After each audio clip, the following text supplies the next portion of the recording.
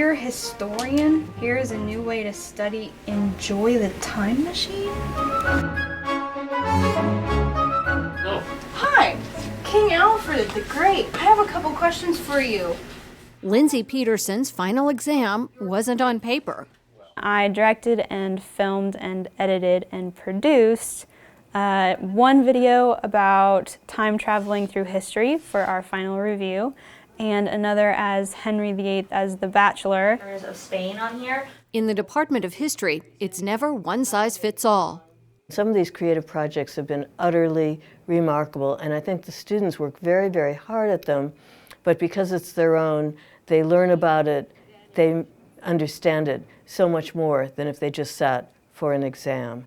With support from faculty mentors, students are encouraged to travel their own path. What I want to do is make sure that I'm not lecturing at them, but that I'm lecturing and trying to engage them. And so I want it to be student-centered and not just me imparting the knowledge. The history classes that I've taken have been very discussion-based. What the students initiate in the conversation, and then we kind of feed off each other.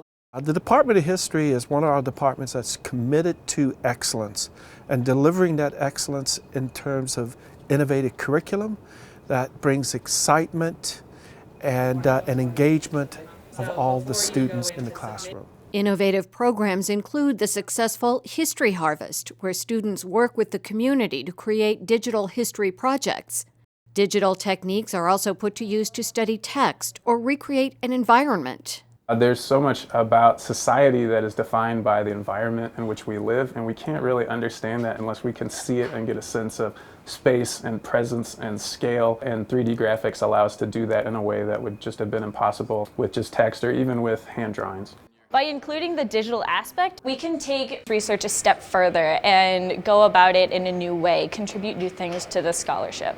The student experience emphasizes engagement and critical thinking. Small, freshman-level classes provide a distinctive look at the past. One of the ones that I teach is an Introduction to Legal History class.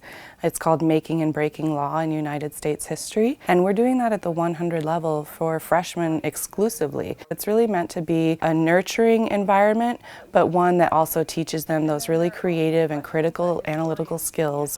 A supportive environment extends through graduate school. They get to interact with us, they get to teach with us in some cases. And I think it's a generally pretty collegial environment. It's competitive, but it's not cutthroat. The diverse history faculty earns international recognition for leading-edge research. Excellent teaching and mentoring develops a culture of vibrancy. So there's a very strong relationship between students and their faculty.